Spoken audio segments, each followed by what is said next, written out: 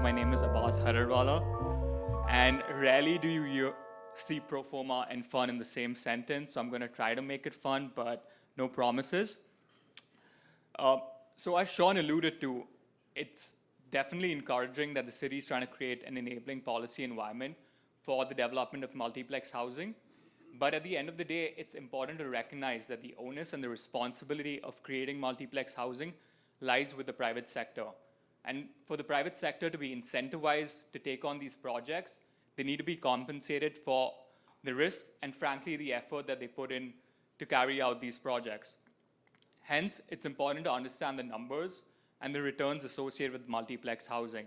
And that's really where proformas come in, because proformas are a tool which really break down the risk and the returns associated with real estate projects at large and help you understand the feasibility of those projects.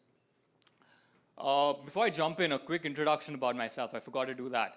So my name is Abbas Hararwala. I am an acquisitions and asset management analyst at Canfirst Capital, which is an investment management firm that invests in commercial real estate. So I don't get to look at a lot of missing middle projects and housing related projects there. But as Chris mentioned, I did get a look at multiplex housing and the feasibility associated with multiplex housing when I did a study with ULI and the city last year. So I just want to share some of my findings and also walk you through how to create a pro forma. And just a big disclaimer, I'm going to use pro formas and financial models interchangeably, and this might be a bit academic. So pro formas are something that are daunting to most of us, and when I first interacted with a pro forma, it was daunting for me. But the way I like to look at it now is a pro forma is basically a business plan for a real estate project, which maps out the different expenses and revenue items that you're expected to incur across the different phases of a real estate project. So simply put, what are the expenses that you'll incur and what are the expected revenues that a particular real estate project will generate. Typically, pro formas are prepared in spreadsheets. Microsoft Excel is one of the popular spreadsheets that you use to prepare pro formas, where you have your revenues and expense items listed down in rows and the associated timeline listed down in columns. When it comes to pro formas, it is a forward-looking statement. This is before shovels hit the ground. So it is important to rely on a series of assumptions while making pro formas. And as I was talking to someone just during the break, a pro forma is only as good as the assumptions that you put in. Garbage in, garbage out is the popular saying when it comes to pro formas. So it's important to rely on qualified assumptions, which means relying on expertise and experience while making these assumptions. This could mean reaching out to different stakeholders, part of the real estate value chain. So now let's look at some of the assumptions and the inputs that go into a pro forma. They can be bucketed into four broad categories. The first category that you have is your development cost. This is typically where the bulk of your costs are in a pro forma. Includes the cost of your building or land, includes soft costs and hard costs. Because these represent the bulk of your cost, it's good to get an itemized breakup of each of these costs and input these items into your pro forma as a per square foot number. The next bucket is your financing costs. Financing costs are costs related to debt. As we all know, today financing costs have become very expensive and they're kind of driving pro formas today. And to get a better sense of financing costs, it's good to reach out to lenders and mortgage brokers. And typically financing costs depend on your interest rate environment, the macro environment, and the uncertainty in the market. The next bucket that you have are operating costs. Operating costs are a bit more intuitive and they apply when looking at a rental model. These are basically taxes, maintenance, insurance, utility costs, etc. And the final bucket is your market assumptions. Market assumptions are assumptions related to the revenue side of your pro forma. So in case of a rental model, what are the expected rental rates for the project? In case of a condo model, what is the expected sale price of your condo units? And the cap rates. And cap rates really come into play if you're looking at a rental model and then looking to sell the rental building after a certain number of years. The next series of assumptions that one must look at are assumptions with respect to timing. You can break up a project broadly into 4 phases. Your first phase is your planning and approvals phase, and these are just indicative timelines on the PPT behind me. So your planning and approvals phase typically is 1 to 3 months. This has drastically come down with the current zoning changes with respect to multiplex housing. And then you have your construction phase. This is the phase where you typically incur your hard costs and a portion of your soft costs. And then you move on to the lease up phase in case of a rental model where you lease up the rental units that you've created. And then you finally go into the operation phase. That's the phase where you really start realizing rental revenue. And again, this is in case of a rental model. Once you get all your assumptions together, you'll be able to prepare something that looks like this. So you can see in your rows, you have the different cost and your revenue items, and in your columns, you have the different time periods. This is an annual model. The recommendation is that while preparing a pro forma for a multiplex project, prepare a monthly model. It gives you more flexibility in terms of phasing out your project and also gives you a better indication of your returns.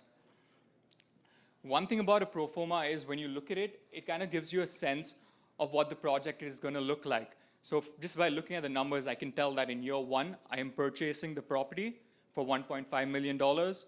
I have certain soft costs which I'm incurring in year 1 itself, which means that I'm going to get my approvals, my plans in place. And I also begin construction in year 1, which spills over to year 2. And you'll notice that there's a rental income coming in year 2, which means that the project is completed and it starts renting out. And in year 5, you'll notice that we sell the project. So, but just by looking at a pro forma, you get an idea of what the project is going to look like. Once you arrive at this, you are able to calculate your net cash flows, which is basically your expenses subtracted out of your revenues. And the net cash flow figure is what is important to you while determining what the feasibility of a real estate project is.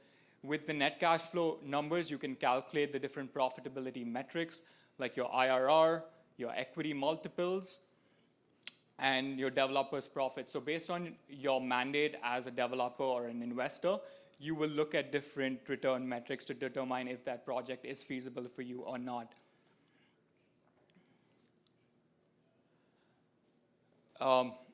And yeah, just before moving ahead, so if the project is feasible, you'll decide to go ahead with it. If the project is not feasible, you have one of 2 options. You can either value engineer certain aspects of the project, which means going back and looking at the design, maybe making certain design changes, or maybe changing certain materials that are being used to bring down certain costs, which make the project feasible. If it's still not feasible, then you decide to not go ahead with the project. So what is the importance of pro formas? I already touched upon the first aspect, which is it's an important decision-making tool. It helps you determine if a project is feasible or not, and if the project is something that you want to go ahead with or not.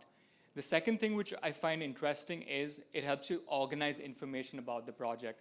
Like we kind of touched upon, it's a place where all your financial information of a project comes together. So it helps you think through the different components of your project. What are the different expenses, the revenue items, the risk associated with them, and helps you think through mitigating those risks. Again, the third point is something that we touched on. It's a basis for value engineering. Once you have your pro forma together, you can make certain tweaks to certain assumptions based on what the design for the project is, the materials that are being used, and even on the revenue side, right? If you've decided that you want to create a mid-market housing or high-end housing, you kind of have a sense of, will mid-market housing work here, or do you want to create for a different end user? And the fourth one, which I find very important, is it's a guide for your project. So once you undertake a project, it's important to revisit your pro forma, because the pro forma was the basis for you to decide whether to carry out a project or not. So whenever you're contracting work to a certain trade, it is important to see if you had that budget in your pro forma before actually going ahead and contracting that work out. So it becomes a guide that you use throughout the project. Now I want to jump to some of the findings from the ULI multiplex tab that Chris touched upon. So we looked at multiplex housing to understand, is it something that is feasible within the current policy environment?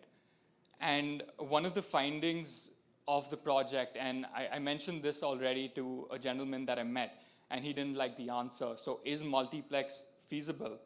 And the answer is, it depends. It really depends on how much additional floor space you can create and what are your construction costs involved to create that multiplex housing. And the two key factors that determine what that is your current site and building characteristics. So if your site and building characteristics allow you to create additional floor space and mean that you don't spend too much money to actually get that additional floor space constructed, it is a lot more feasible as opposed to certain other lots that I know some of the gentlemen who spoke before me touched on. They're a bit more tricky to carry out those projects there. Another thing that I want to draw your attention to is the two tables that you have in front of you. So we looked at multiplex housing close to a year and a half back, and we didn't have any clarity on DC exemptions then. So if you look at the table there, you'll notice that it's a series of returns for different scenarios of construction costs and rental rates. And highlighted in green are the scenarios where the returns work or make those projects feasible. So in the first table, you'll notice that there are only 3 scenarios where multiplex housing is feasible, and this is with development charges. But the minute you strip away development charges, there are a lot more scenarios where multiplex housing is feasible. So it is definitely welcoming news that the city has adopted a policy to create an exemption for development charges for these projects. And I guess finally, right, yesterday I had some time in the evening, so I decided to do some quick math. And currently in the city, we have 270,000 single detached houses. If you assume that all of them can be converted into fourplexes, that gives us a latent supply of 811,000 units in the city, which is basically the 270 into 3. The city has a target of 285,000 new homes by 2031.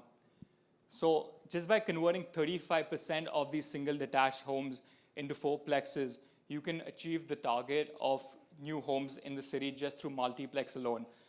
And I know this is easier said than done, and it might sound a bit ambitious, but I don't know, it just goes to show that there is a path forward, and there is hope for the missing middle. Thank you.